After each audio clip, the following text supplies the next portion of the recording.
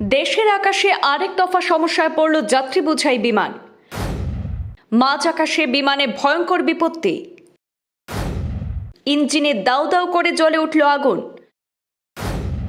কলকাতা বিমানবন্দরে জরুরি অবতরণ।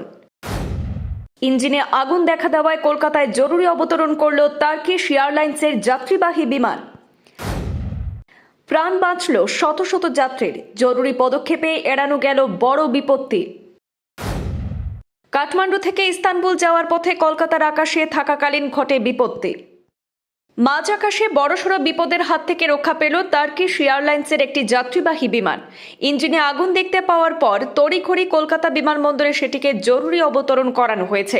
অল্পের জন্য রক্ষা পেয়েছেন বিমানে থাকা বহু যাত্রীরা। বিমানবন্দর সূত্রে খবর যে টার্কিশ এয়ারলাইন্সের TK-727 বিমানটি নেপালের কাঠমান্ডু থেকে তুরস্কের ইস্তানবুলের উদ্দেশ্যে রওনা হয়েছিল। বিমানটি যখন কলকাতার আকাশসীমায় ছিল তখনই পাইলট লক্ষ্য করেন যে ইঞ্জিনের একটি অংশে আগুন জ্বলছে। পরিস্থিতি বেগতিক দেখে পাইলট তৎক্ষণাৎ কলকাতা এয়ার ট্রাফিক কন্ট্রোলের সঙ্গে যোগাযোগ করেন। কলকাতা ATC থেকে সবুজ সংকেত মেলার পরই অত্যন্ত সতর্কতার সঙ্গে বিমানটিকে রানওয়েতে নামিয়ে আনা হয়। বিমানবন্দরে আগে থেকেই দমকল এবং জরুরি বিভাগ প্রস্তুত রাখা হয়েছিল। বিমানটি নিরাপদে অবতরণ করার পর যাত্রীদের নামিয়ে আনা হয়।